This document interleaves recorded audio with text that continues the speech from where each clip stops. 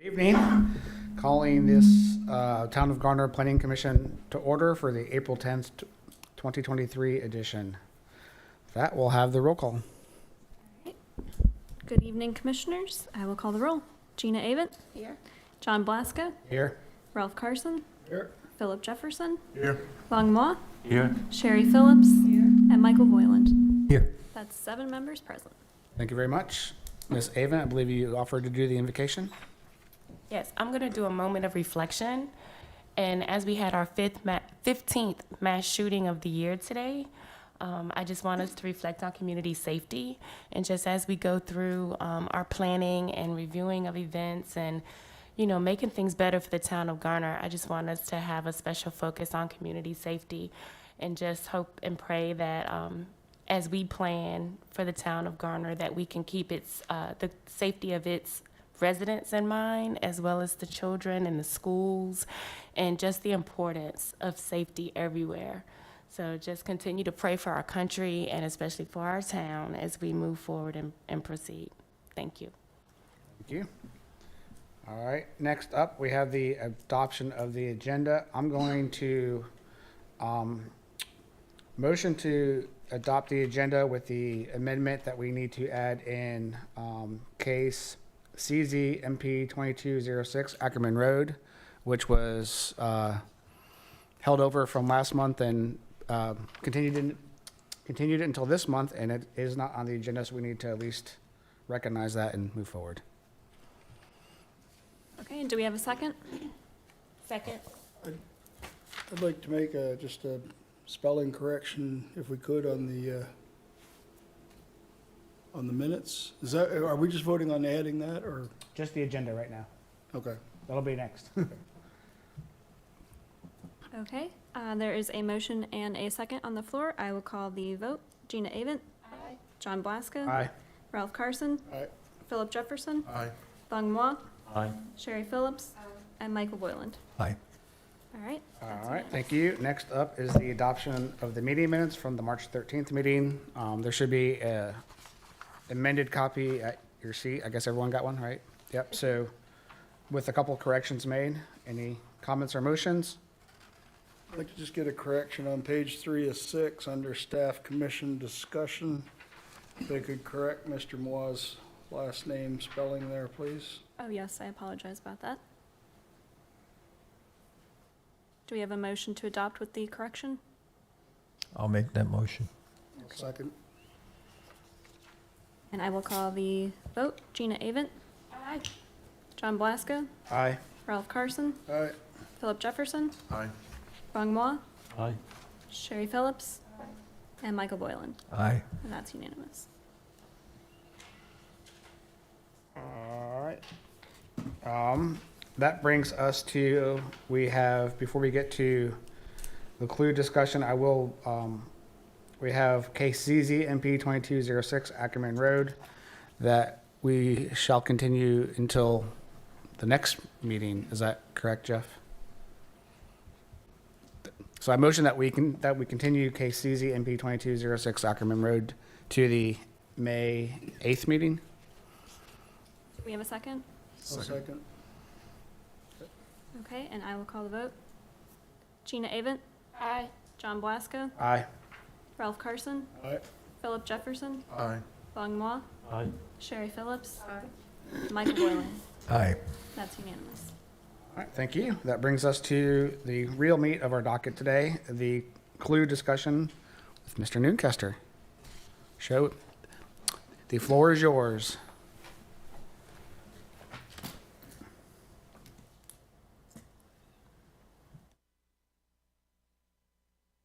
Okay, good evening, members of the Planning Commission. Thank you very much for your time today. My name is Matt Noonkester. I own a firm called City Explained Incorporated out of Marvin, North Carolina, and we are the lead consultant for this project, working as an extension of staff and elected and appointed officials to update the Garner Forward Comprehensive Plan.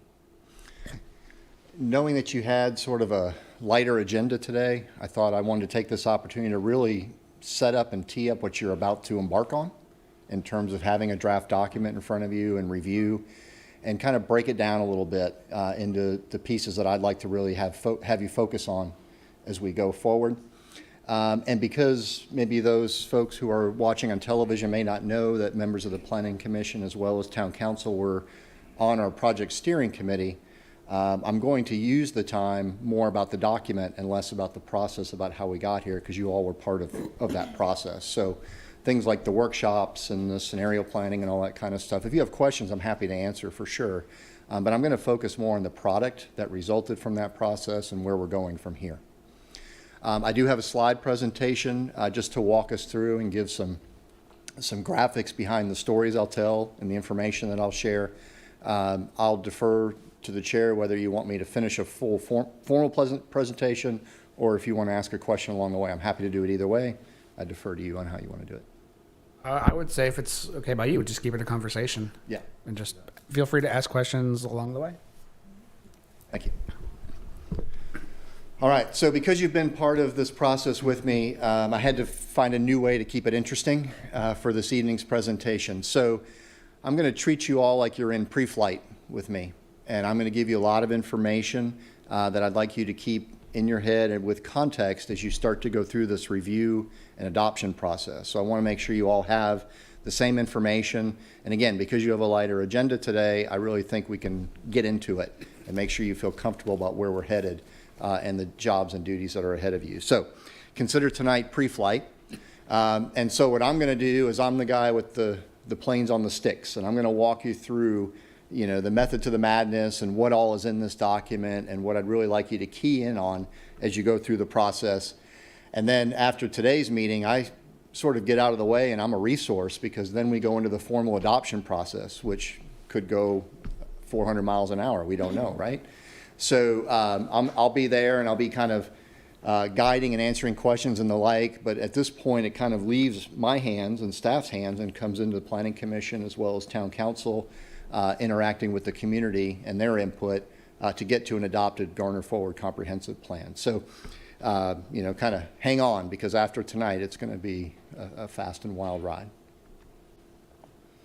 So just some background quick, both for you all, but as well as those who may be listening this evening. The impetus for updating the Garner Forward Comprehensive Plan really started at the Town Council retreat from 2022. At that time is where it got labeled the CLUE document, which is the character and land use elements of the plan. I'm going to go over how that idea matured through our planning process and what it means for the document that's presented to you today. But as I present highlights of the plan, I go all the way back to the questions that were sort of posed during that council retreat. So what is the character of Garner? Should it be the same town-wide, or should we celebrate very specific areas in specific ways?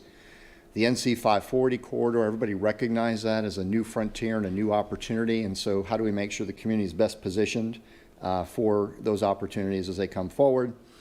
What are the cumulative impacts of infrastructure? You know, development types, patterns, locations, intensities create demand for services. And so we try to look at what that might be, get our arms around it, and then create a plan for moving forward. How do we prioritize investments to maximize return on investment? So if you remember from the last plan, Garner Forward Comprehensive Plan, it had a real emphasis on residential units. This plan has a real emphasis on economic development, jobs, creating character and balance as a community. What types of preferences are there towards open space? We wanted to really provide a clear framework and order for moving forward for how the town requests open space, invests in open space in the future, so that it all kind of works together as a larger system. And then again, thinking forward to the Unified Development Ordinance, how do the things that we do in the comprehensive plan document influence the ordinance and become laws to help with implementation? And so then town staff, as well as elected officials, by approving a budget and the like, sent out a request for qualifications. And this is kind of the meat of what the charge was from that request to qualifications. And I share it with you more just because you're going to see these words and phrases even from there ring true in the document that's presented to you this evening. So again, working towards a new comprehensive plan, and then you look at the different topics: community character, future land use, open space, supporting infrastructure, transportation, et cetera. Talks about one or more chapters that would be done and create a well-organized message for those who want to invest in the town and those who live in the town to understand clear and intended outcomes and expectations. And then you see at the bottom that the primary emphasis of this is the character and land use elements of the plan, for which I'll present to you this evening as chapters 2 and 3 of the document. And then again, I just think it's really important to make sure we're all aware and acknowledge the fact that the 2018 plan still had a lot of very good stuff in it. Just because we're starting a new planning process does not mean you just throw out everything from the old. So we did do a review of that and brought forward those things that we felt we could integrate based on what we heard in our planning process. And that would include things like the Garner Forward plan from 2018, and it came in its versions of transportation and the comprehensive plan. We had some other transportation plans that we're looking at. We knew the pedestrian plan was coming, so we were trying to anticipate that as well. The Parks, Recreation, and Cultural Resources Master Plan, as well as engineering manuals and the UDO that was last, I guess, revised in July, if I remember correctly. And so all that stuff was going on and just kind of creating this great recipe for how we want to make the best Garner we can. So with that, I'll kind of show our contribution, which is the Garner Forward Comprehensive Plan document. And we've moved a little bit away from the CLUE moniker, and I'll explain why as we go through the process. But we just, with all the documents you have on the shelf, we wanted to make sure there was no confusion and frankly no exposure to somebody being able to pick which document they wanted and be able to use it to their benefit. And so the CLUE portion of the document we're presenting to you this evening and moving forward is actually coined the new Garner Forward Comprehensive Plan. The impetus or the spirit of CLUE, again, are chapters 2 and 3 in that document, which are the largest chapters. But we also do some things where we incorporate stuff by reference and the like, and I'll go through that this evening, just to really button things up so that when you have development applications in front of you, you've got a really solid document to sit on. If you're a numbers person, you'll see we're up to about 257 pages right now of a document we'll be turning in tomorrow. That will be the public hearing draft of the document. We have 92 different recommendations that are in there. We have 14 maps that in their own right are recommendations. Lots of infographics. We have 6 different sites and locations that were chosen for site concept studies. Remember the focus areas. We've embraced the concept of matrices in this to create a simple connection back to things like the UDO or other documents. Because it's about character, you can see it's pretty impressive. There's 95 different hand renderings that are in this document, as well as 82 photos demonstrating what the words are saying. And then we have 3 figures as well in here, just if you want to round it out. I'm ending on the least impressive number of 3, but it's still strong. So we're good there. But if you want to just know, it's a document that's kind of packed with information. And although it's long more because of the formatting techniques about having large photos, stretched photos so that they're big enough you can be understood. But it's really not a text-heavy document. So the document itself sort of starts out acknowledging that you have a strategic plan for the town of Garner, and so we wanted to make sure that the vision statement had some consistency between the two. It was not our job to completely rewrite and throw out something that has been working for you. So we start there at its broadest form with the strategic plan, but we added the end paragraph, which a lot of folks at the community workshops had voiced support for, which was to just go ahead and say it, that we're committed to making this happen. And so that's the addition that we made onto the first paragraph that's out of the strategic plan. And then what I'm going to do is just run through some of the chapters right now and give you some of the highlights and things I'd like you to pay attention to as you review the entire document in its public hearing draft form. So the first chapter is all about the introduction, and it's where we first set out kind of the first order to the planning jurisdiction that we have. So we have town limits in the darkest orange. We have what's called the extraterritorial jurisdiction, where you have zoning authority, but they're actually unincorporated areas in the orange, and then the gray is the remainder of the planning area that's been agreed to and called the urban service area. Now, just to be very clear, we like to say kind of what the plan is and what it isn't. And so you see this paragraph here highlighted in green that talks about why you have a comprehensive plan. So it is required by Chapter 160D in the North Carolina General Statute, so you have to have it if you want to have zoning. And it started out with a lot of great intentions and spirit of what you try to do with a comprehensive plan in terms of looking forward, looking across many topics, getting widespread support. But I do just acknowledge the fact that at the end of this paragraph is that right now they are considered advisory in nature, and they are not subject to judicial review. So again, I just underline the fact that the seeds, again, I keep saying the seeds that are planted in a document like the one before you, we have to get into your Unified Development Ordinance if needed, or other laws and policies you have, because that's really the teeth of making this happen. And so we acknowledge that in the opening pages. We also acknowledge in the opening chapter that you only have so much control and authority in terms of shaping what happens in the environment. And so we have these 5 factors here. We have the local market. You can want it all day, but if the market isn't there to have it and create demand, it won't happen. Property owners have ultimate control of their land, so if they want to develop, hold, or conserve it, it starts with property owners. The government does have authority and broad authority to have influence in terms of what, where, when, why, and how development or conservation occurs. You have to have the right developers who can build the product or have the interest to put the money outlay and assume the risk for development. And then, believe it or not, the lending community is sort of the invisible hand. If they won't loan the project, it doesn't happen, and people are frustrated, but that's just kind of a fact of life. And so the document acknowledges the fact that the government only has so much power within this process. And again, if you go back to the document that you have here, you can see in the bottom part again, while the government has a critical role in development, it is limited to working within the regulations available and cannot restrict or promote a project beyond the limitations provided in its ordinances, regulations, and laws. So again, you have to operate within the framework that you've created, and that's as much for you all as the community who may be watching, wondering, why can't you do that? Why can't you do that? Well, it's because there's a set of rules and expectations that have to be followed. I thought there was a great addition and a request during the community workshop, the draft plan workshop, to include a brief history of the town, and so we've written that history. Starting all the way back to 1751 and giving some of the biggest highlights. But we didn't make it so long that you just kind of got tired of it or thought it was just kind of glommed onto the document. So we really focused on the things that we're going to pull forward into the document itself in the chapters to follow. And then I want to give credit. Every time I get to come see you all and work in this planning process, but I overnight, I stay at the True Hotel by Hilton over on 70. And every time I come down the elevator and the doors open, this is in the hallway. And so it's really just, I just love that, the businesses are also trying to define and share with others what's the secret sauce to Garner.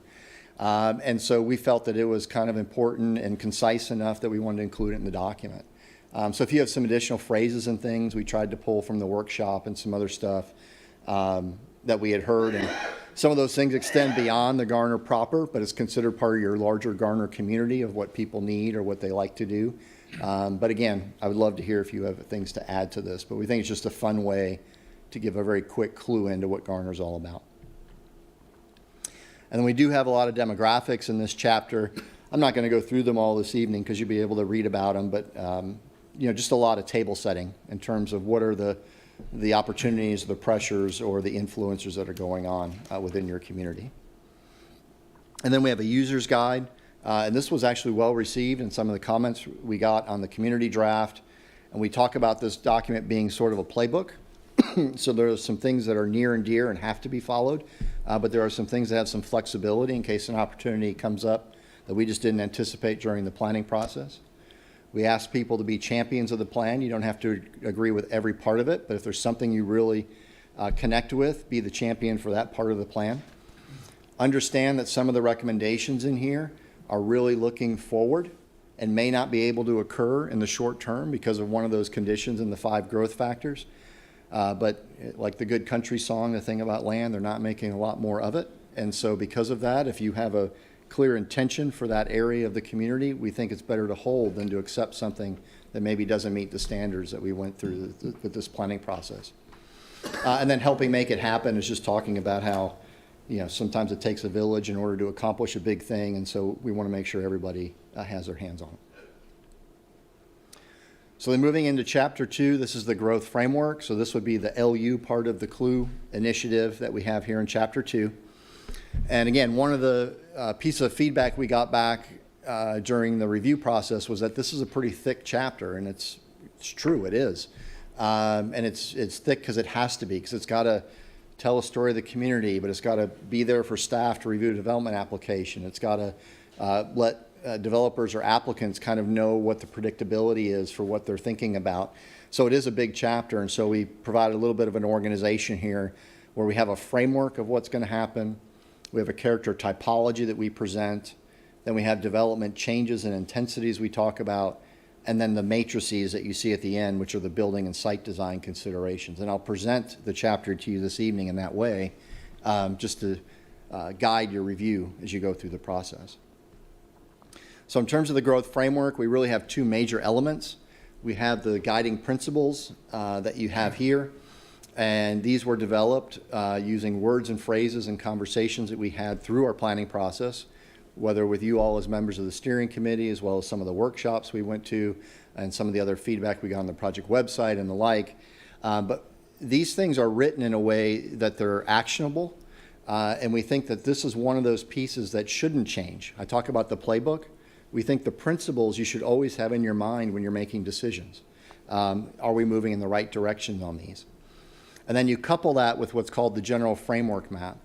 And it's intentionally broad because it's meant to be adhered to even as things change. And so it's a map that talks about where are the activity centers. You see the hatched lines about where would we like to and advocate that you expand your extraterritorial jurisdiction. And then even the centers, each are described. And so when you get to some of these, they even have letters on them. So what might happen here is if maybe a new opportunity comes in and it's in one of those red T areas, and we say, oh, we have a new opportunity coming, but we say, oh, but wait a minute. Those are areas we're trying to invest in transit and transit-oriented development, so we can reinforce what might be going on in the region about bus rapid transit. And so this is almost sometimes like I call it a backflow preventer, right?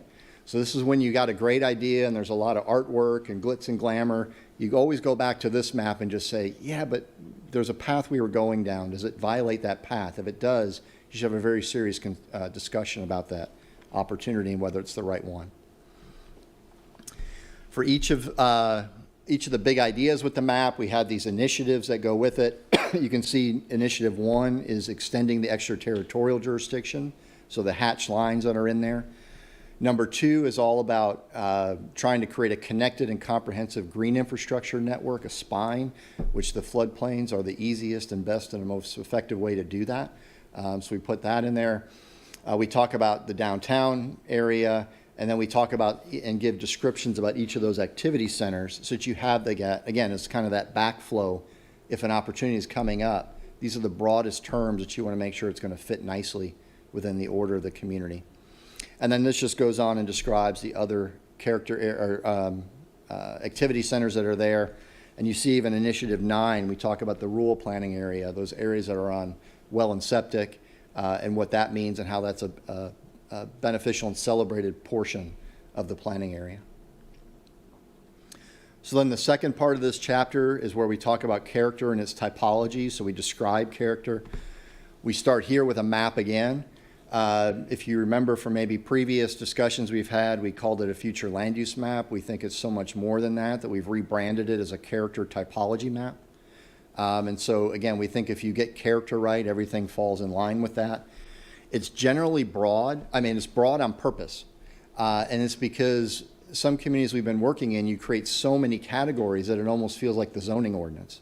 And some communities actually have more categories in their comprehensive plan than they do their zoning ordinance.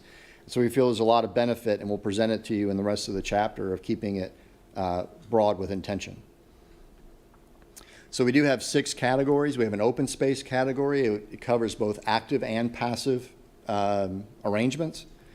We do have a rural living because you do have the entire transect within your community if you go far enough south down to NC 42 in those areas.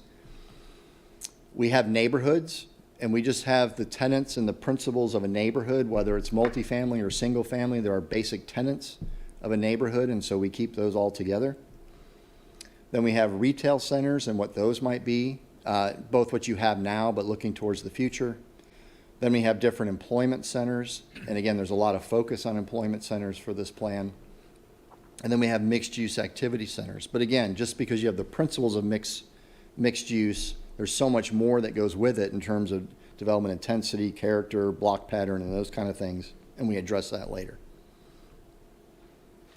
So then the first thing we do here, again, because we have a somewhat broad character typology here, we have in the document how they match up to the different zoning districts, either used by the town or used by the county, because your urban service area extends into county planning jurisdiction for zoning.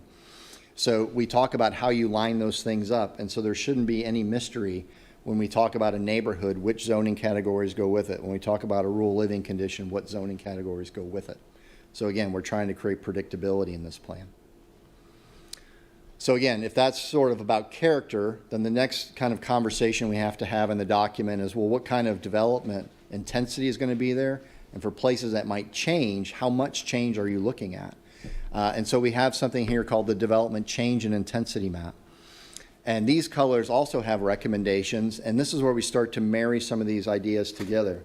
Even as we were going through the writing process, it became really easy to do shorthand, like you might have mixed use center. So you might have MUC-1A or 4A or MUC-2. And so what happens is you get a character and then you match it up with a development intensity and you get the whole picture of what's kind of going on here. So for each of these colors that are in the map, we have a description about what it means to be one of those color categories. Then we actually have a table that starts to set out what you might call height, bulk, and density if you're in a zoning conversation. But it talks about what type of development priorities should be going on, what is the general pattern, whether it's mixed use or separated uses, how tall buildings may be in terms of prevailing building heights, the block size and structure, what type of transportation we're trying to make sure is integrated, how is parking at least thought about as you go through this. And then when you have street sections, are you creating rural, suburban, or urban street sections to serve that character? And so this starts to set more detail and specificity in motion that gets picked up in the UDO. And then the last portion of the document is, again, just trying to strengthen the bond between this plan and other either plans or ordinances that you have going on. And so we put out a set of matrices here in order to take the different character areas that you see as the rows and then different features of design and development and how they might translate. So this one here is what type of housing should you expect in each of the character areas. So as you look at this, you'll see in neighborhoods, you can expect any of them, and then it all comes down to the zoning. But you might not see a single family detached on a large lot in a mixed use center because there are other goals for housing in those areas. So again, it's just a clear and direct connection and a crosswalk between housing types and the different character areas they fall in. We also provide definitions and drawings of those, so there's no ambiguity about what's the intended target.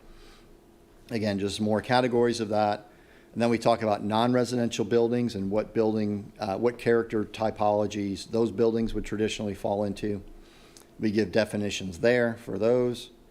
Then we talk about block sizes and street patterns and the like, and try to talk about what type of a street pattern might be most appropriate for different character areas.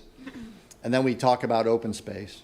And again, when we started this process, one of the challenges we were given was that right now we need more consistency in what we're asking for in open space, so that when you, just like you would stub out a street for a connection, how do you stub out green spaces for connections? And so we spent a lot of time on that. So you see we start here in chapter 2 with just defining different types of open space and what character area they may fall in. Oh, sorry, I went the wrong way. And then we define those different types as well, so that everybody knows what we're talking about in terms of size, function, expectations of detail, orientation, and the like. Hey, Matt, can you go back to the building typology for a second? Yep. Which one, res or non-res? Either or. This one's quicker. There's been a lot of discussion lately, and I'm sure you've heard quite a bit of it, about this desire to encourage higher end, higher quality development in the architecture in our community. How does this address it, if it does and if it can? I know there's a lot of limitations as to what we can do from the legislature, but could you kind of talk a little bit about that in terms of how, if we do address that sort of higher end architecture that we're desiring? No, it's a good question. And actually, if you compare the draft plan we had for public comment in February and this one, in Chapter 3, we've added a whole new theme called Homes and Neighborhood Choices. And then we've also beefed up the land use mix and development intensity. So part of those 92 or whatever it is recommendations, we actually try to address some of those things. As you've pointed out, under state law, it's hard to require it by right. But if it's a conditional district or it's volunteered because it's incentivized or some of those kind of things, you can still achieve your objective. It's just how you get there. And there are some recommendations that I would say you really want to key in on in Chapter 3 Okay, to try to do that. thank you. Yep. So if I just leave you with Chapter 2, Chapter 2 it's thick on purpose because it's there to provide the breadcrumbs and be very clear about what expectations are for different things. So is it character? Is it how intense development is? What guiding principles you have? There's a lot in there. But kind of for me, just the takeaway of this whole thing is I used the term already, but these 3 maps are really important. And the term I used before, the general framework map, is kind of that backflow preventer. So really, you shouldn't violate this map with a decision or a recommendation that you make and a decision town council makes. If these areas where you see circles are meant to have a mix of uses or intensities or be integrated together, you shouldn't approve things that are maybe a single use cul-de-sac subdivision in one of these areas with a circle, because that wasn't what the intent was. Now, it doesn't mean that when you approve a neighborhood in one of these, whether it's townhomes or multifamily, that's where that playbook comes in. But you want to make sure that everything that works within those circles and the dots and the buffers around them meet the intentions that are spelled out in those different initiatives. So again, it's just trying to make sure that even with the flexibility you have, there is some predictability given and some responsibility given to you to make sure that you do keep everything moving in the same direction. Then the second map, again, is the character typology map, and that's if you're just looking straight down on the world, kind of what type of character are we trying to achieve in these different places? Is it rural, suburban, or more urban? What type of feel are we trying to get from that place? But even when we talk about things like a mix of uses, you could have 2-story buildings or 20-story buildings. And so that's where the third map comes in, that it sets the expectation for what is the extrusion, the vertical that's intended in these different areas. And so these 3 maps work together very nicely when you kind of run through the dials and the scales in terms of what your expectations are for the community.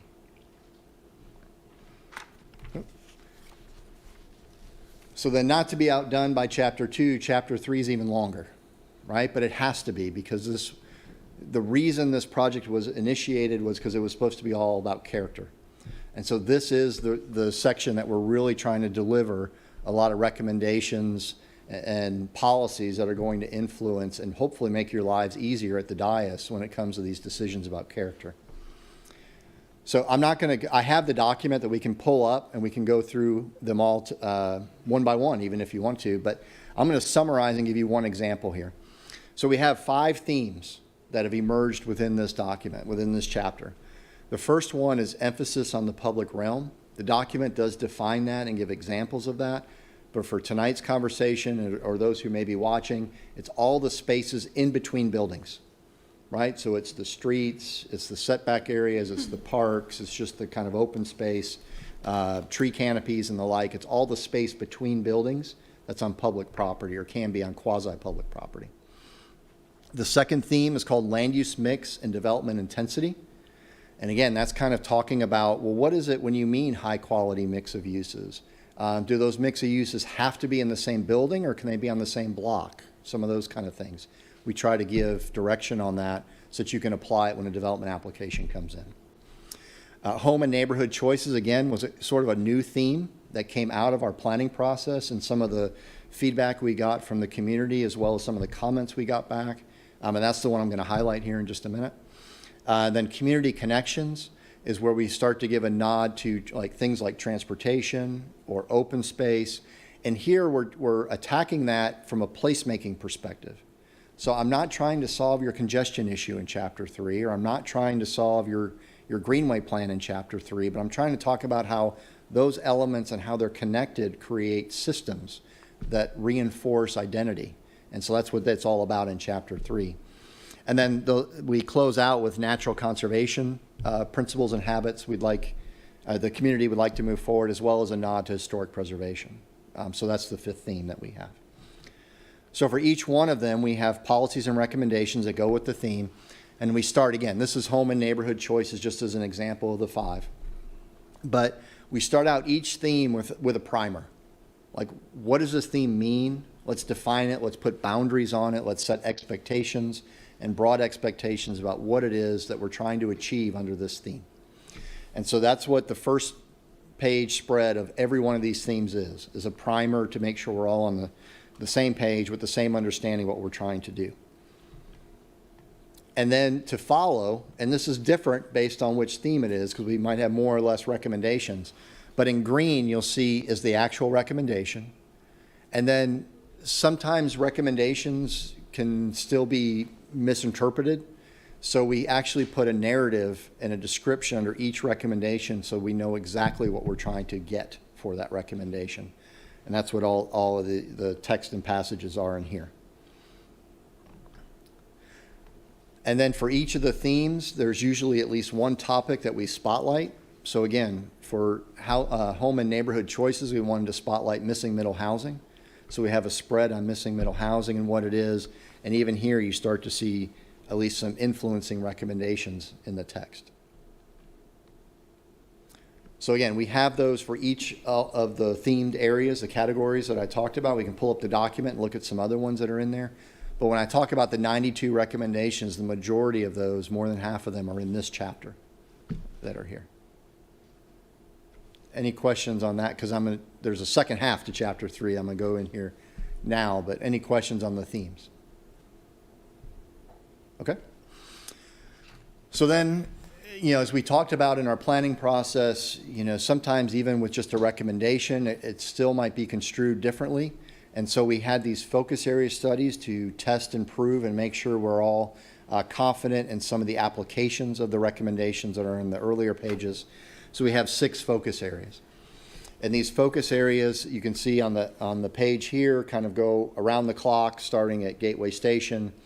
Then there's the area that we're in right now. I call it sort of Fifth Avenue area, the Forest Hills Shopping Center area. We have Jones Sausage Road. We have the whole Rock Quarry, Auburn Station area that's kind of, as you see, 540 being completed. We have the area at NC 50 and 540 as a great opportunity site, as well as Old Stage Road and NC 540. Going back to that council retreat slide I had earlier, this is where we really want to hone in the vision for the NC 540 corridor with some of these drawings and the like. So for each one of the areas, we have a drawing. It's what's called a plan view, top-down view, and it just kind of gives one alternative or one option of many that could fit on the site with certain intentions in mind, certain uses to hit, maybe economic development goals we're trying to meet, or testing ideas about height or green space or parking and those kind of things. And so here what you see is each of the numbers that are in white with a black circle behind them are key to recommendations in the plan, text in the plan. And then where you see the more, I guess if you want to call it pink or purple letters, those are tied to drawings that follow the plan. And so, for example, if you look where you have the A and the B, and that's Gateway Station Road that's there, you see in the A we talk about, well, what would redevelopment of those parcels kind of look like? You can see if you go back to the development and change in intensity map, there are certain areas where we are in 4B and certain areas we're in 4C. So some of those are like up to 5 or 10 stories, and then some of them are taller than that. So we think from a transitioning standpoint, you have some buildings that are this tall, but if you do look at the City of Raleigh's plan just across the border, in a TOD community activity center, they allow up to 12 stories that they're encouraging. So we do think that there's some additional height in that area that would play well within the larger planning initiative that's going on. And so we show that picture as well. And so again, we do that for the 6 areas that we have. Chapter 4 is a very light chapter. It's only 2 pages. But again, this is where we're trying to create one document that's unifying across all of your platforms to try to make your lives easier as you have applicants coming in front of you. And so the real key is what you see in the opening paragraph that says basically that we name the document. So in this case, the Parks, Recreation, and Cultural Resources Comprehensive Master Plan. And if you go kind of further down in the paragraph, it says that we are giving the same weight under Chapter 160D as if it were in this document. So we're incorporating it by reference, and therefore, if you want to make a recommendation or a condition or a request or an ask, you can ask for it out of that document as if it was in the comprehensive plan document. There's no reason to repeat all of that stuff. It's a lengthy document. It would make this into an encyclopedia that nobody would really read. But by referencing it through the incorporation passage that we have here, we're trying to give it equal weight to be able to put it in your quiver, another arrow in your quiver for when you're evaluating applications. In terms of transportation, we do the same thing, but here we're referencing 4 different documents that are available. We have the Garner Forward Transportation Plan, the one previous to that. We understand that you're still even using the 2010 plan from time to time to put requirements on development. Then you have the engineering design standards that are there, as well as the forthcoming pedestrian plan. And so again, we put those in and actually say in the bottom that we're incorporating them in reference and trying to give them the same standing under Chapter 160D as if they were in the document itself. So again, we're not trying to repeat just to repeat. There's a document that already says that, or in transportation there's a series of documents that already say that. But we want to make sure that everything's moving in the same direction and has the same influence as you have an opportunity presented to you. Then in Chapter 6 is, again, I go back to the sort of those bullets from the council retreat. They wanted to make sure that if we're creating all this demand, how do we know there's enough capacity to address it? And so what we did here was start out by just being very clear about who provides the different infrastructure categories within the town. A lot of times people will voice concerns over road congestion, and it's like, yes, we hate it too. We'll go tell NCDOT about their road. You know, I mean, because the town only controls so many roads and certain roads.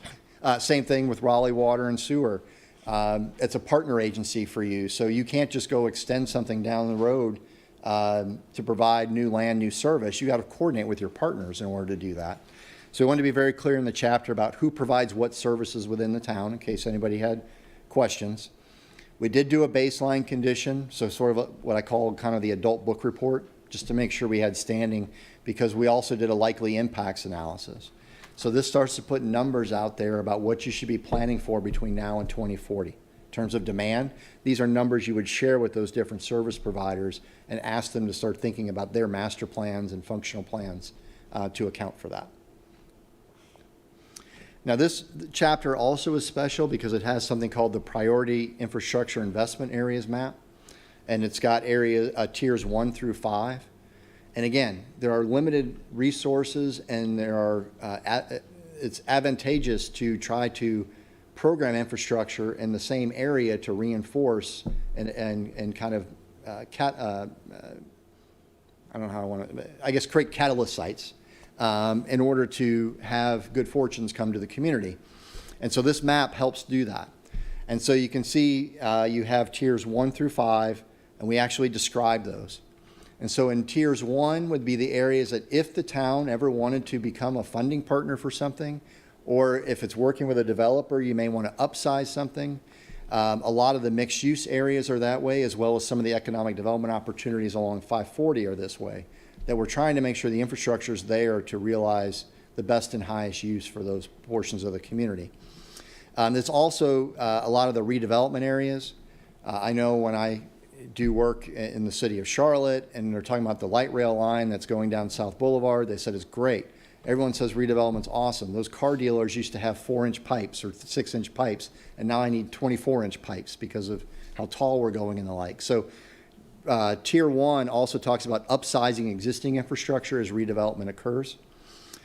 Tier 2 talks about properties that are not served today but are within existing utility service areas. And so it's about kind of filling in the missing gaps and maximizing. Again, we break things out for non-residential and residential because there is such an emphasis on creating jobs and tax-based balance and economic development opportunities. So we want to stratify because you may support a non-residential investment more than a residential because of those other goals that you have. Tier 3 is where you're outside the service area, but it does make sense sometime in the future. And it talks a lot about, well, we would be a partner in that as a town, but the funding burden is really on the private property owner or the developer or somebody else because we're focusing on other areas. Number 4 would be to try to not focus certain infrastructure in those areas. Those are rural areas. A lot of those services are borne by the property owner, so like a well or septic system. Open space might be because they have large lots versus getting a lot of parks and those kind of things. So it's a minimal investment area to protect the rural character. And then preservation areas are places you wouldn't want to put any infrastructure, things like floodplains and the like, unless you're just crossing them to provide service on either side. So again, this provides order and helps prioritize maybe the location, geographic preferences for where you want to fund improvements or find your partners. And then we also have a map series within the chapter that just sets the tone for some things. So the parks and open space sets the tone of where you would like to space out parks to try to have them within either convenient walking or at least driving distance of the different areas. And what's interesting in here was if you see you have the hatched areas, which would be places that would be nice for town parks. And a lot of that is because they're in existing developed areas. You have to retrofit a park in. But you see the bluer circles in there. Those are areas now that I would pull out the map when you have a development application come in and say, if you're large enough, what park space are you going to provide in that kind of buffered area that would be open to the public so that we can meet those needs as well. So this map gives you some of that authority to at least say that we have a plan in place when you ask about parks in a development. We also do the same for greenways so that you can try to ask for right-of-way or potentially the construction of greenways, again, depending what the opportunities are with the ask that's in front of you. But again, having a plan in place and showing how properties connect really helps you out in your conversations. We talk about fire protection a little bit. You can see Station 5 that's under construction, Station 2 that's aging, so we kind of just point all those things out. And this is where we worked with Garner Volunteer Fire Department about kind of what the service might be and what the needs might be in the future. The key to density is fire hydrants and the like. So we do a nod to that to just show where the existing hydrants are now and show that they're not in some of the focus areas that we're looking to target growth and development. We do just kind of show, obviously, the planning area is much larger than what the jurisdiction is for the town's police department, but we like to show kind of where existing stations are. We had some conversations that if you do expand geographically enough and far enough away from your town center, the idea of substations may be worth having a conversation about in the future. So we kind of just look at all that stuff. And then water and sewer service areas. This is the water. Now, the actual service area could be anything within the black boundaries that you see there. Raleigh Water is your service provider. The lines on here are shown just to show you where the existing service is today. Again, and the same thing happens for sewer. And then we have the idea about transit. And again, that orange line is actually two different phases. Because we're looking 2040 and beyond, we showed it as one line, but we put some descriptors in there and we broke out the legend so people understand that there's a phase 1 and phase 2 to that approach. But again, if you take this map that you see here on your screen now and you compare it to that framework map, you can see, well, where those orange circles are in the stations, that's why we don't want to lose those T's in the red activity centers, because then we're undoing what we're trying to do in terms of transportation investments. So then the finale of the chapter is of the document is Chapter 7, Implementation. And here we're doing what's called target setting. So we're taking some benchmarks or initiatives that we think the town should have on their mind when they're looking at capital planning and programming and funding of projects. So things like keeping the ISO rating high so that fire insurance is low for residents, number of police officers per 1,000 residents, some of those kind of things are in here. And then, again, we have what's called the plan implementation matrix. Now, some people have asked me, so I'm just going to answer it directly. Why isn't the plan implementation matrix in here yet? It's because it will change potentially 37 times between now and when the document's adopted. Because for us, all the implementation matrix is a convenient catalog of all the recommendations that you've already seen in the plan. So you have all of the green text that you've seen in here is a recommendation that gets pulled in.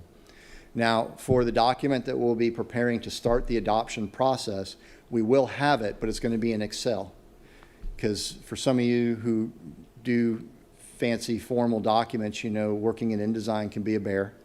And sometimes creating matrices in InDesign can be a bear. So we're going to track it in Excel until we're ready. And then once we feel that like the compass is pointing in the right way, we'll move it all into InDesign. So if you were worried that we only had 257 pages, don't worry, you're probably going to get 20 more when we bring this into InDesign. So, but for right now, it'll be in InDesign.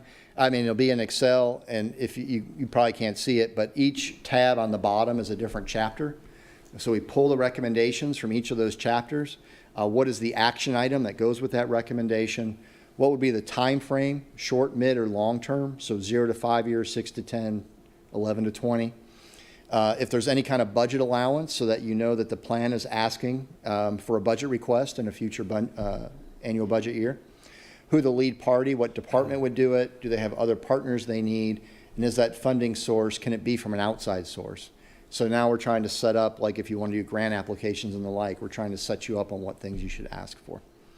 Ultimately, it will come back in the document and look more like this. So we'll use icons, we'll use fancy colors and the like. But the implementation matrix really just kind of evolves as we go through the adoption process, and we've just found that this is the best way to do it. That's your document. Thank you very much. Very informative. That was good. Open it up to any questions and comments from the commission.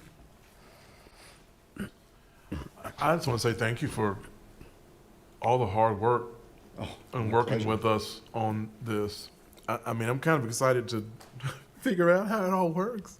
I mean, to see how it works. Yes, yes, yes. You know, when we, because you know, I see a lot of areas where we make questions in our discussions about, well, where is the nearest fire hydrant?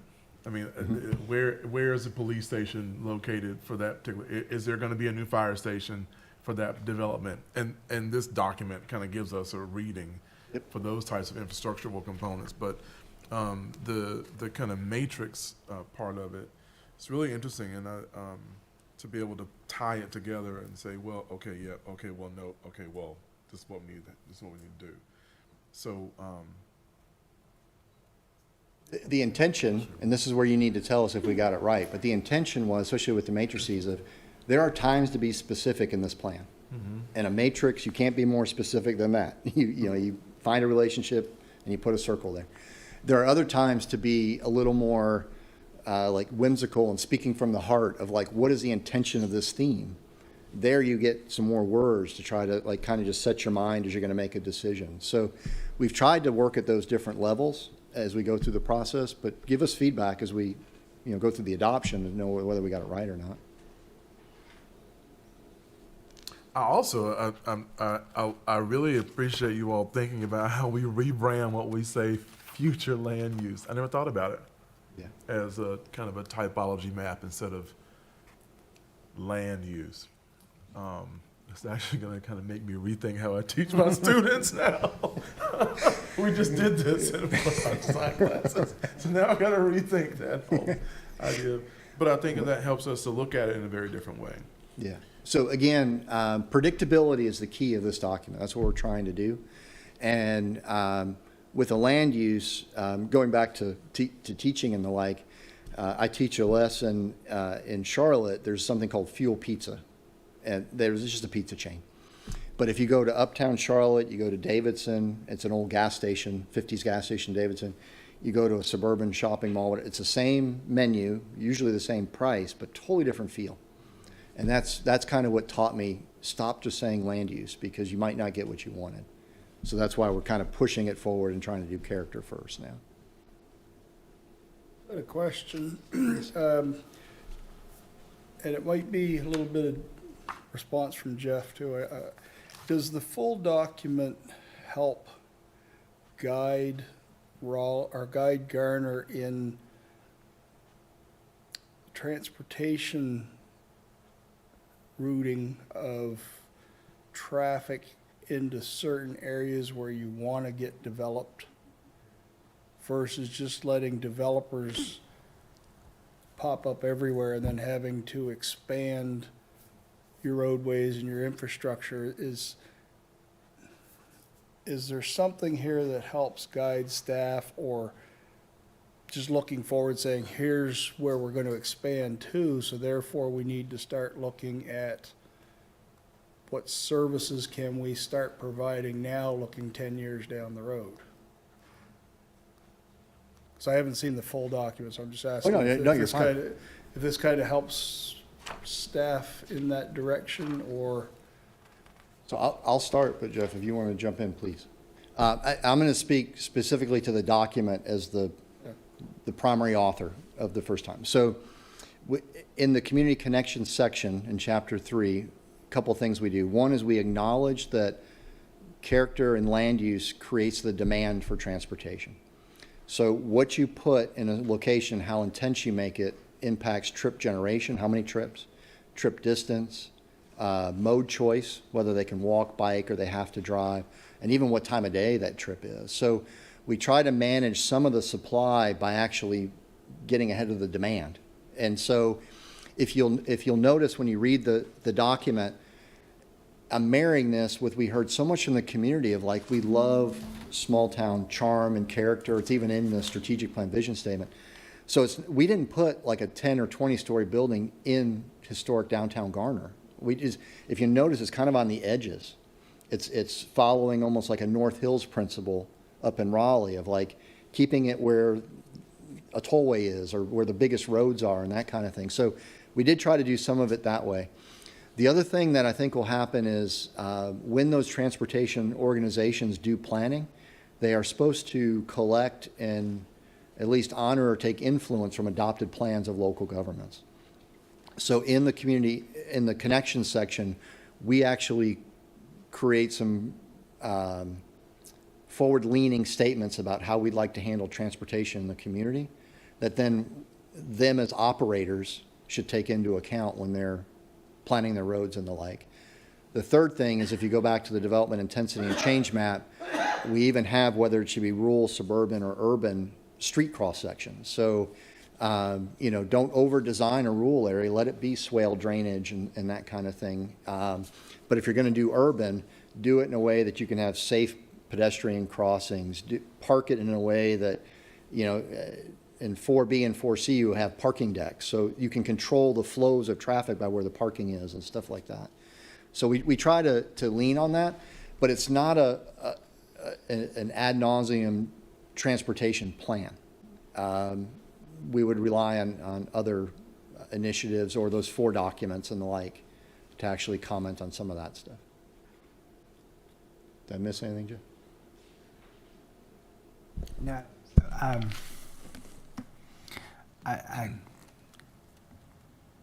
to echo some of what Matt was saying, I think this plan tends to, and I think most plans probably do these days.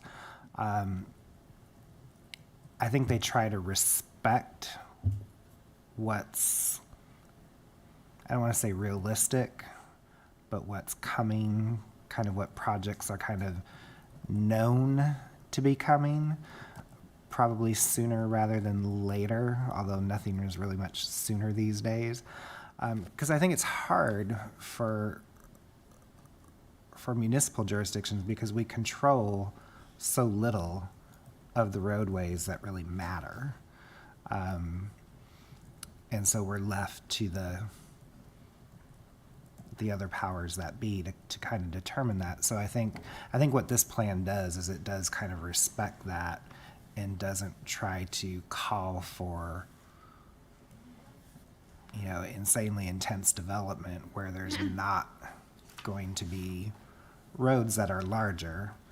I think there's always going to be the question of, are they large enough? and so much of that is determined by what happens outside of our borders. So, like I say, I think it tries to at least acknowledge where those major facilities are and where you can be more supportive of the types of development we're asking for, and not setting up any, major conflicts, I would say. I guess I was just kind of seeing where long-term planning is, i.e., and I'll just throw out a couple examples. Garner Road from, let's say, Jones Sausage going east. We know there's a lot of development there that's already starting. Some of it's complete, but there's a lot of area. So does that give the town guidance to, let's start upgrading the roads now while we do have some land availability? The same as Highway 50. If you're going south, we know that's a big growth area. And so this plan kind of indicates, here's what we want to build. So does that allow the town to be proactive instead of reactive, I guess, once it's all built up and then you can't get any wider? I mean, between this plan and some of the other plans, does that give some long-term guidance to actually start looking at how we're going to move all these people around? I mean, for me, I think the answer is yes, because if you know what type of street section you want to have, you know kind of what the right-of-way requirement is of that. So if you wanted to ask for right-of-way along the frontage, you would have standing to do that. But probably most important is, and actually it's really good timing, because right now the capital area MPO is doing what's called the Southeast Area Study. And those are kind of micro studies that feed into the long-range transportation plan, which creates the project list that you ask NCDOT for money for, and the whole process, right?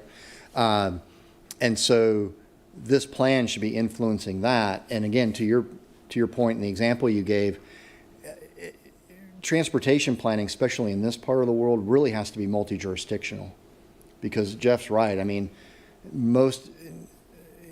if you just had Garner traffic only, your roads probably would operate fine. The fact is, you have all this coming from Johnson County and then coming back and across, and so it really is multi-jurisdictional. And so, again, the best statements we can make in this plan to then influence those regional plans was the tact we took in many ways.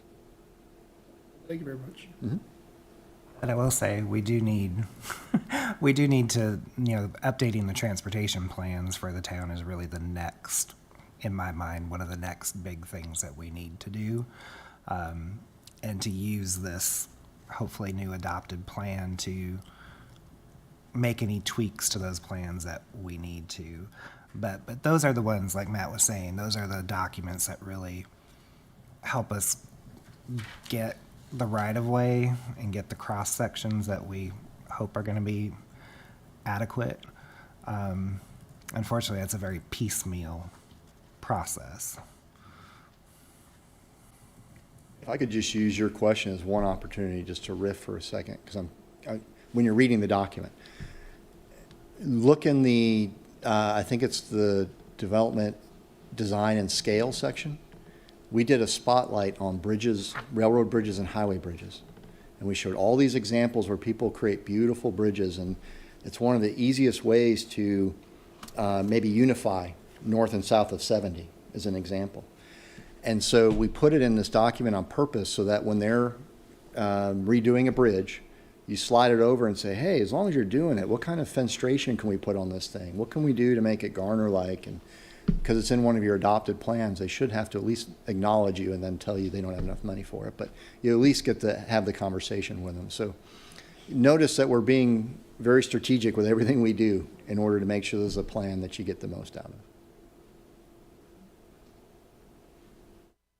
When we get to our train station plan update, will Matt come back to update that in our document, or will? We'll have to go through another request for qualification process, but if he's still around and interested, we'll definitely shoot it to him. Of course. But I mean, we've set you up for success because chapter 5 is there. So again, if there's anything I can advocate is not to have a document with 5 different spines that you got to pull, which one. Nope, it's all here. And so chapter 5 is ready, no matter who does it.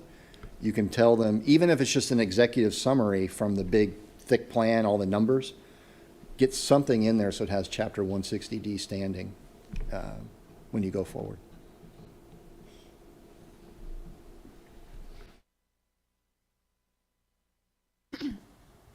So one of the things that I kind of noticed through the planning process, and I haven't dived into the version we have at this point yet, but just there was a lot of discussion about higher density developments in those key areas around 540 at the Garner Town Station area and other certain areas.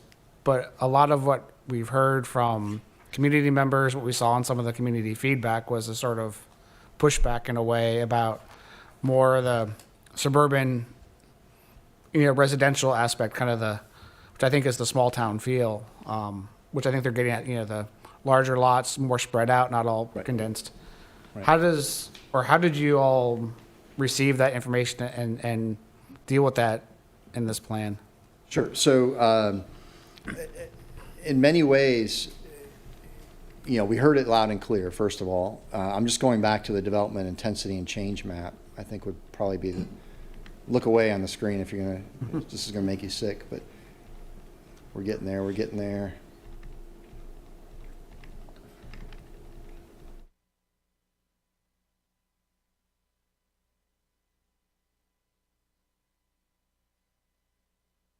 So the areas in the darkest red that you see on this map are the areas that would have the tallest buildings. And so we did try to anchor them either through transit or through the NC 540 to try to make sure that those trips that are regional aren't really infiltrating the local street system. And then as you start to see the other shades of kind of that pink and orange, you'll see we're trying to be strategic, and those are on major roads and those kind of things. But if you kind of look at sort of the heart of the community, you see it's kind of more of that gold color and that blue color. And those areas, when you go to the actual tables, you'll see it's much more like what's there today. And the only reason it goes to 3 stories is because people in the triangle love having an attic, right? Single family home with the attic done. That's the only reason we go to 3 stories. It's not because we're trying to get townhomes everywhere, but it's the attic phenomenon. Everyone has their office up there or something. But when you start to look at these things, and also when you look at the definitions, you talk about the fact that, I'm just looking at level 2, for example, these are places that already have positive momentum in the right direction, just need some additional intentional support to overcome specific hurdles. It might be traffic calming, it might be pedestrian crosswalks or whatever, but these aren't areas that are targeted to change dramatically. It's more of a preservation mode. And so that's how we've tried to do it, is to find the balance. And, frankly, I know some people will say even that many darker reds is too many, but I think what we tried to do was almost like your development portfolio. Diversification is key. And so we tried to have different development types and things that will keep Garner competitive in the region for decades to come. But we didn't do it where we put it right in your face, for example. So would you say that the map we're looking at now is the same or maybe scaled back from what we looked at a couple of months ago in our stakeholder meetings in terms of that intensity? And it's probably scaled back. I'll give you an example. Like if you go up NC 50 north of 540, you have that kind of, I don't know what we want to call it, like a peach, and then the blue that's around it.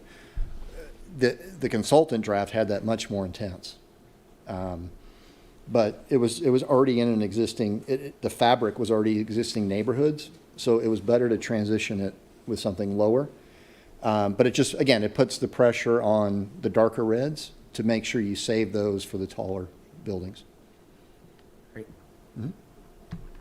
A small comment, not that, just because we're here and seeing that legend, and the one thing I noticed, and there's probably more of those comments as we review the draft in more detail, but just the legend, you have level 1 as to preserve up to level 4, which is the highest intensity. In your utility tiers, it was kind of the opposite. Oh, So Yeah, I think, Yeah, yeah. you know, I think as we go Yeah. through that, those are things, you know, the small things just to make Oh, it sure. consistent, but, No, that's wonderful.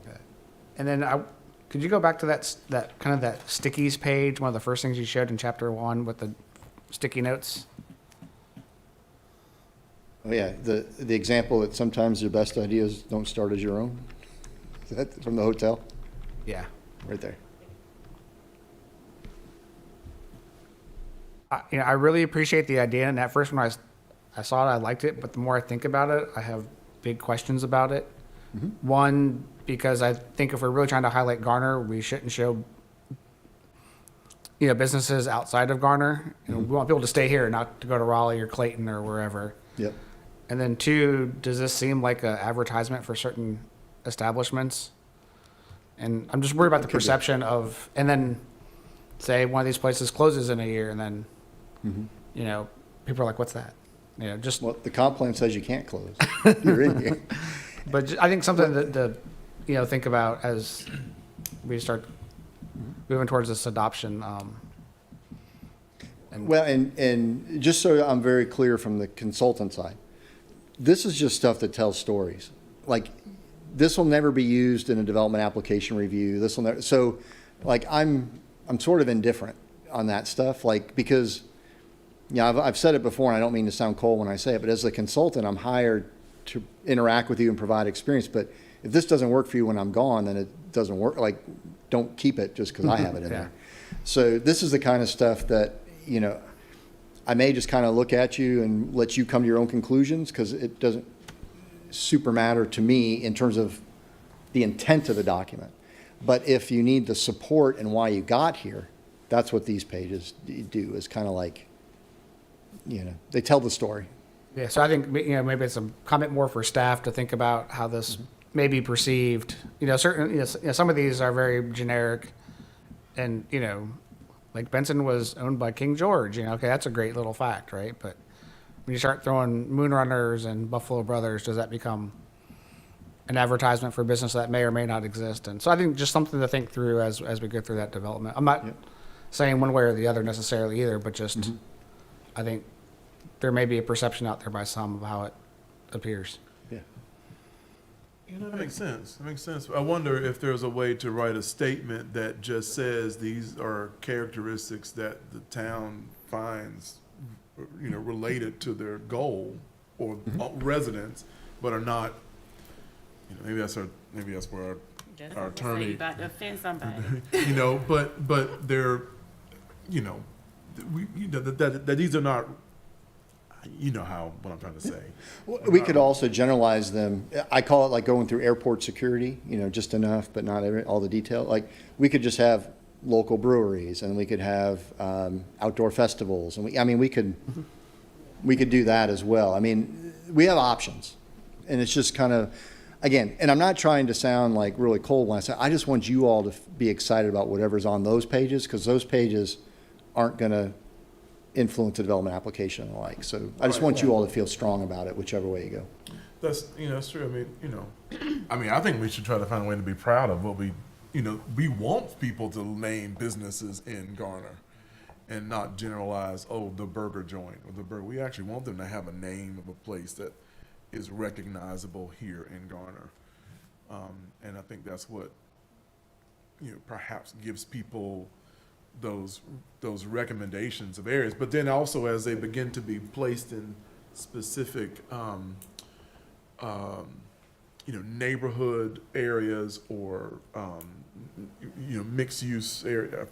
It's like districts, whatever people Districts. refer to as a district. Then those districts are suggesting also other things that are similar. So it's like the you know, and then, you know, they may change, but I don't know that. There's something good about it. But I see both sides of it. So it's like that double-edged sword. Like, do we Yes. want to be that specific? Is it good to be that specific? Do we want to be generalized? Does it make the same statement Right. for us if we do that? Yep. Maybe there's just a statement that will allow us to do it and not say that we're Yeah. recognizing. I mean, I guess I'm looking at it as this is a, you know, a 40 or 50 year document. How many of these places are going to be around in 5? I mean, 10. I mean, I hope. I hope We all a lot of do. them. Or Okay. if one goes away, something else better takes its place, but. Yeah. Again, just We'll a, also be updating this. There'll be a new document. in 5 or 10 5 to years. 7 years, But so. just something to, I mean, I like the approach. I think it's an interesting idea, just something that I started to think about is, just, The shelf life of it, yeah. and unintended consequences. Yeah. No, I get it. Let's just have fun with it between now and adoption. We'll figure out. And, in my world, if you delete spreads, it's not a problem. If you only delete half of this, it's a problem because I got to figure out what goes Yeah. on the other half of the page. But I don't mind if you delete spreads. I agree with them. I like the idea, but I can see businesses getting offended because they're not included, and somebody coming to the town and saying, well, how did you choose who went up here? Why is it my business up here? Nobody from Main Street is listed on here for the retail and shopping. I can just see that happening, and, I hate for us to open a Pandora's box. But I do like the idea. Like I said, let's just let it evolve. We'll figure out what to do with it. I don't have a strong urge either way.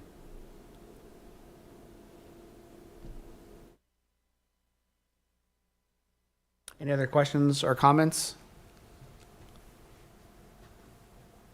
Well, I would just like to say thank you and appreciate really being part of the process and not just as a stakeholder group being involved, not just being talked to, but being involved in the process. And I appreciate that, and I'm excited to dive into this, and get into the details of it, but appreciate the effort. Just so you know and others, we'll be presenting the final public hearing draft tomorrow. We're just cleaning up like the page numbers and the table of contents, that kind of stuff. So that'll be available. I'll submit it to staff tomorrow. The Excel sheet, if it's not tomorrow, it'll be the first thing on Wednesday morning. It's just, there's a lot of to do. But, so, I mean, I think the adoption process is going to begin shortly. We'll see you soon. It's not going to lag, so you guys can jump into this pretty soon. So are we expecting to see this at our May meeting, or do you think it's going to be pushed out till further, June for recommendation? Okay. Yeah, council next week will get kind of this presentation again.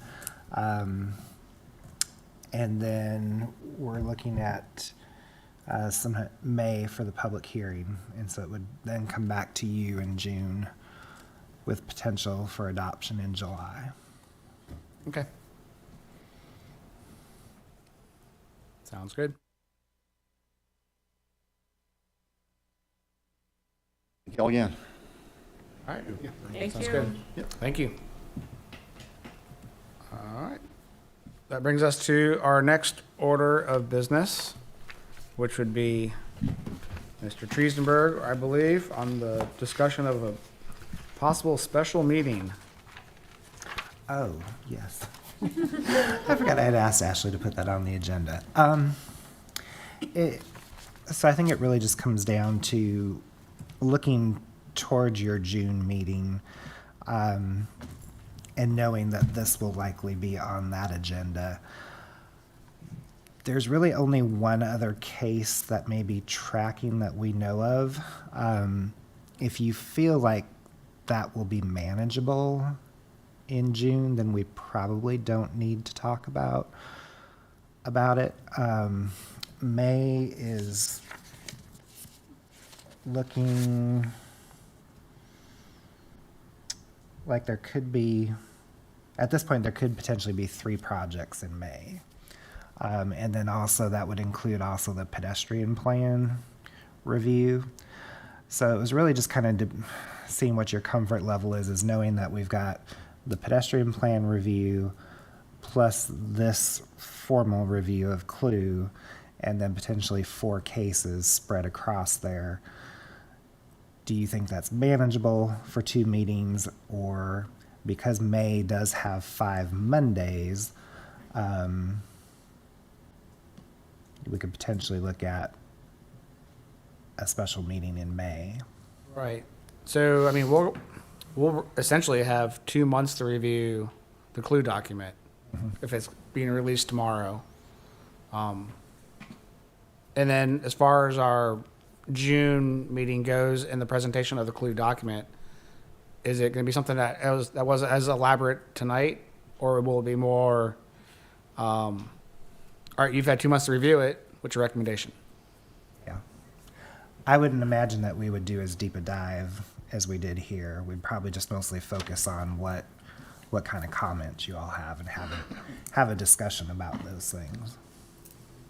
Is there going to be any sort of discussion at our May meeting that may address feedback from the public on the clue document? Will we have that by then?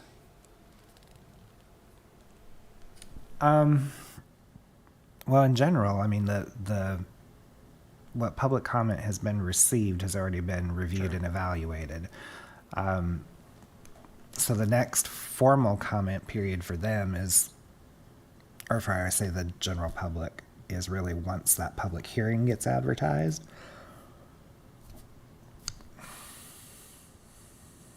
That's what I'm trying to determine is if we come back in June for a recommendation, I would assume in our packet we would have some sort of list or summary of what may have changed based on public comment. Right. So just trying to process how that would play out.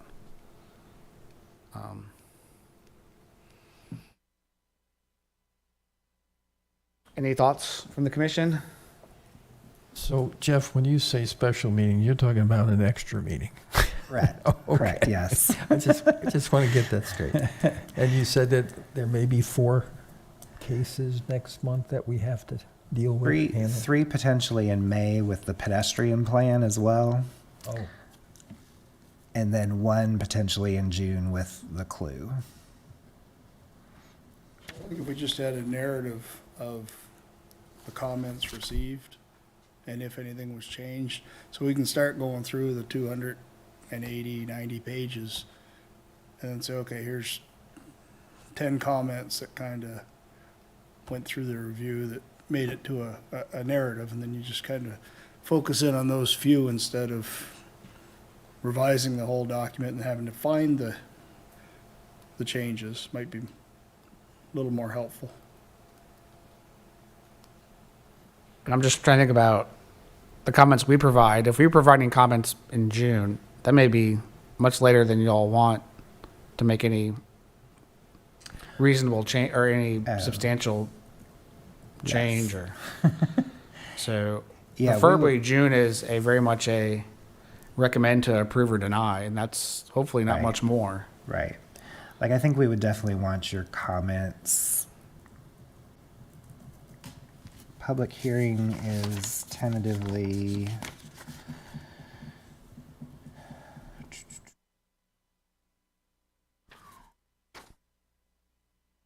May 16th.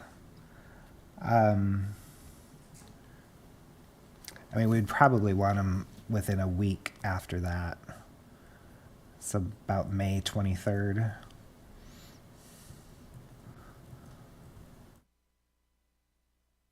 Might be able to stretch that to 2 weeks, but I would suggest that everyone get their comments in well before that, yeah, since that's the almost 2 sooner the months. better, Yeah, for sure. I mean, I know it's going to be an effort to make those, because I got a feeling that the comments that come from us are going to be very detailed in nature, and the public's going to be very broad in Broad. nature. So Right.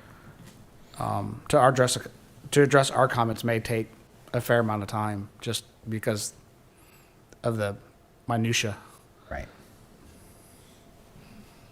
So I would recommend we get our comments in well before that, if at all possible. But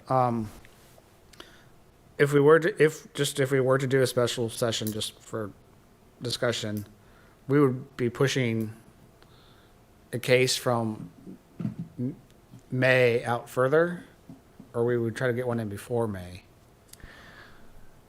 So it would really just give us flexibility to either shift that one in June up to allow you more time for clue, but then also give us some flexibility if one of those May projects were to slip and not have to also then put that on the June agenda.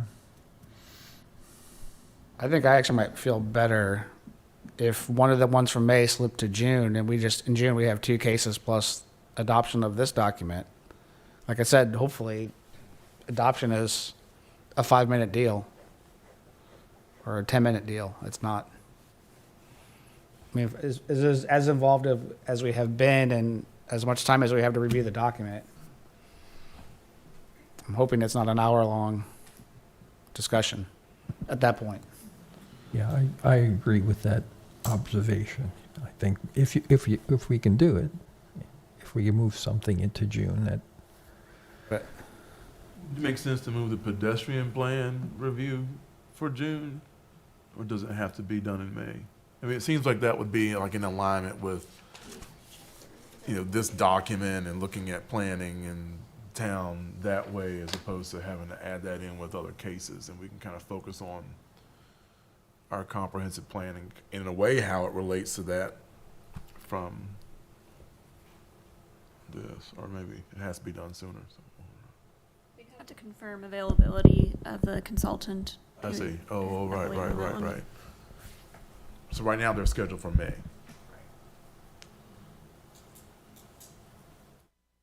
I guess in my mind, if all is equal, there's not really a reason to have a special meeting unless something were to be pushed back in May rather than pull forward. I don't think there's a reason to pull anything in June forward. If anything, just to push something in May back, and I don't know if we can ask a developer or applicant to push their case back. Oh, yeah, I mean, that, again, the 3 that are slated for May right now, we're still far enough out that we don't know for sure that those cases are necessarily ready. So it's very possible that one of those could still slip. Yeah, I would rather push them back to June on the merits of they're not ready than Yeah. the merits of we don't have time for you. Right. That would not be fair to them, I don't think. So, I don't know that we need to have one. Any other thoughts? Seems like if we have a chance to get more comments in, I mean, I don't think we had anything really negative or, you know, questionable from just today from the overview. Now, of course, I mean, when we start reading everything. But I don't think we're going to see anything that's really negative, you know, not negative, but where we have major changes. You know, just maybe questions. But even if that's the case, I think we owe it to the consultant to let them know well prior to that June meeting when we're trying to adopt it. Even if just in written form. I'd hate to come back on June and spend an hour going through a bunch of comments and delaying everything even more. Is it okay if I? Yeah. The other thing that you may want to decide is, just because different communities have done this differently, if you do vote in June, do you vote to say we recommend a positive recommendation with the following changes? Or do you want the changes made in May and say, yes, this document reflects what we want in June? You see, that's one thing to decide as well is how you want the document to travel from you to council. So that might affect your scheduling as well, as if you're comfortable in June saying, everybody, you know, submit your comments in May. We look at them and say, this is the changes we can make.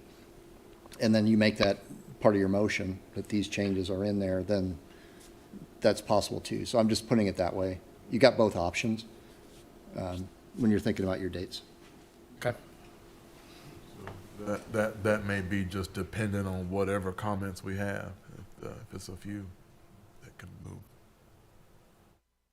Yeah, I guess the way I'm feeling is that between now and May, there's no reason to have a special meeting. So let's get to May, see how things are looking. If we decide at that point we feel like we need to do something special, we can look at an extra meeting in May if we need to. But for now, I say we just move forward, status quo. I'll second that idea. All right. I don't think we need a true motion on that one. All right. No. Yeah, so I'll just kind of reiterate, just if we can all get our comments in ahead of our May meeting so that we can evaluate at least at a minimum, the breadth and the of comments, and if they're substantial or if they're just, nitpicky, which is valid, don't get me wrong, but just, spellings and tier 1 versus tier 5 and, that kind of stuff. I mean, but if there's anything substantial, we'll just have that conversation then. Just one other thing to keep in the back of your mind, council only has one meeting in July. So if for some reason June does bog down a little bit, you could actually have a special meeting, say in late June, to finish up this Okay. and still have time to get it to council because their meeting's July 18th. Okay. So And will we have a document that's kind of a live document that our comments would live on that we could kind of see? yes, I'll do a tracking kind of sheet like what we did when we did the townwide rezoning. We'll have a Word document that'll have a comment and a response, a response. So would that be like a SharePoint will that be a SharePoint document that we'll all have access to, or is it? We could. That way we can compile all our comments in one document, maybe, And not duplicate. that I think can be edited simultaneously. Yeah, I can. That's actually not a bad idea. I mean, it'll be Word, I guess, not InDesign, or I guess you could do it as a PDF though. Yeah. Well, You could- Yeah, we'd probably do it in Word. Sorry, Matt.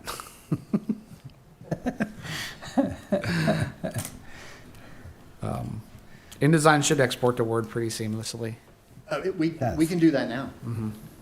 It's not perfect, but Right. we can do that now. Yeah, I mean, that's the other thing, is if you all have a preference, whether you just want to use like the sticky note tool in Adobe, or whether you want to do written comments, or, I mean, we're open to any of that too. Doesn't, Oh, you're talking about actually like doing comments on this document. yeah, like I don't know that we need access to be able to go in and change words and sentences, but to be able to provide a comment Gotcha. on something. It could be Acrobat, it could be Okay. whatever. I was just envisioning that you all were going to just put your comments in an email, and then I would put them in a Word table. Well, I think that is also needed. That's the tracking mechanism. Right. Because I think you all need to know whether, if somebody said the sky is blue and someone's the sky is green, like, I'll need some additional Right. deliberation to know which, is it aquamarine, is it, like, how are we gonna get it to work, kind of thing. So it'd be good if you all saw each other's, so like if you comment in the PDF or in the Word, and then if staff is compiling those, and then you can see like a matrix tracker. So you'll see everybody's comments. Well, if you did it in Word on a SharePoint site, Yeah. we all could edit the same document and have our own tags, Jay Blasco, : Yeah. that's my comment. And then underneath it, Philip Jefferson, and Yeah. I could just, what I'll do is I could format a table in Word that would just let everybody go in and type in their own comment. And I'll have like fields, so to speak, so that there's like page number and what your comment or question is, and then another column for a response. And we'll have track changes turned on, so then that way it'll track everything and should have your initials on it too when you make an edit. And John, maybe even to your point though, if you want to provide them with sticky notes, we could even translate them into the matrix. So the only thing I'm worried about with the Word is that it starts jumping around graphics on us. And Well, like that's what I if the was- text gets behind it and all that. yeah, that's what I was saying. If you could turn off the editing capabilities but allow commenting, Commenting only, yeah. because I know that right. As soon as you change one letter, the formatting does get wonky. But if you don't touch it, it's fine. Yeah. But if there's a way, I just know that where I work, we do everything through Teams, and we have all these different documents that go through, and that they just live on the Teams channel, and everyone in the group can edit it, and it shows who edited, or who commented, and you can tag and all that. But I'd rather us not have the ability to change anything in No, the document, exactly. just have a tracking of comments on pages.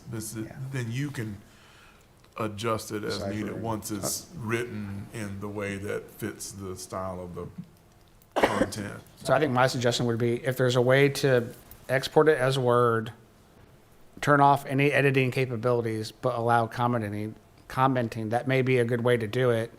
If that doesn't work, then maybe the matrix becomes the next best way. Because I think if there's a way I can, put my cursor on something and then say new comment, it's already tagged to that location where I'm trying to comment on something or that specific thing. I can highlight a word and say comment rather than in the matrix saying on page 34, second paragraph, third sentence, gets. Why don't we'll look at it. Yeah. My team's knowledge is this big because we're such a small firm, we can't afford teams, so. But I'm sure if the town could host it, Yeah. we could work it out that way. I think as long as that's on a SharePoint site, it should be, I think. We'll figure out we'll put the meat on the bones and figure something. Just an option. Yeah, if not in Teams, we'll just send you the direct link. Yeah. Yeah, I think that's how it would be, but I think as long as it's hosted on SharePoint, Yeah. and then you have the link, you can just open it. It doesn't have to be in Teams, but. So John, would that also work with the comments or post-its within Adobe? If they did put it to PDF, or does that work quite a bit differently than what you're used to working? I think it would. It's the export feature of the text that probably makes, I mean, you think you have to probably do that manually, don't you, page by page and Yeah, copy the text out, or does it link to an Excel? I mean, we try to be accommodating, the fact you're giving me comments, I'll take them however I can get them normally. But when you do a PDF sticky note, there's still the potential error that there's a human error that I miskey in something. But when it's actually almost like strike through underline comment, it's like, nope, that comment applies to this phrase and it's really specific, which is what I want, just because, those meeting windows are very small when you think about packets having to go out and everything. It's like, Matt, you have 96 hours to get this done, or Matt, you have 24 hours to get this done. So the more specific we can be, the better. I mean, you can do that with Acrobat, where you can highlight Yep. a phrase or a word and create a comment with it. But Yep. I thought what would be nice about the Word version, if it works the way it works in my mind, which is to be seen, is that it would, you could have all of our comments together in one document, but the Adobe version, you'd have to have, I think, a separate version for each person, which may not be the worst thing in the world either, but I don't know. But yeah, I think that could work, just not where we It couldn't all edit the might same document. duplicate things a little bit more for, Unless you had the document for a week, and then Sherry had the document, and then I had it, and then that would just get to be yeah. convoluted.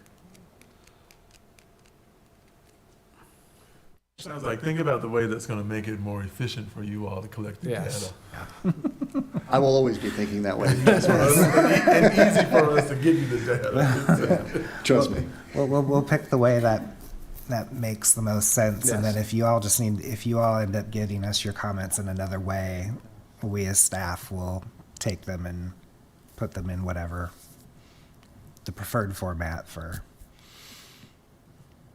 our consultant. All right, I think we beat that horse. All right, so I think the takeaway is no special meeting for the time being unless something comes up in May that we decide we need one. We're going to try to provide comments to Matt and his team by early May in whatever format works the best. And I think that pretty much covers it. Which I think, unless there's any more discussion on the clue document and special meetings, the next agenda item is reports from the planning director. Yes.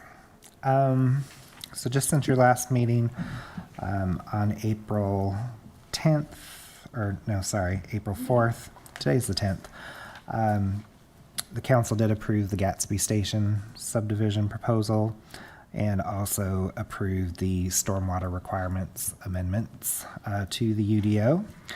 And then back on March 21st, they did have a special use permit. Again, I like to just keep you aware of those things. Out at Garner Station for their lots 106 and 107. That's part of the Lincoln Park kind of warehousing district back there. So there was a special use permit issued back there. Since we last met as well, Brian has launched the online development map. So he's keeping that up to date. If you've not seen that, I encourage you to go to our homepage. I think it's still on the town homepage, and then it's also, of course, on our department homepage. But that is something now that is accessible to the public, and it gives you a visual look at what projects are in review and under construction. So it seems to be getting lots of hits. Brian gave me a count the other day. I forgot how many though it was, but it's been viewed quite a few times already. That doesn't surprise me. The Garner Biz Facebook page was all over it. So Sure. That's all I have. any reports or questions, discussion from the commission? All right. Hearing none, I believe that will adjourn our meeting. Thank you all.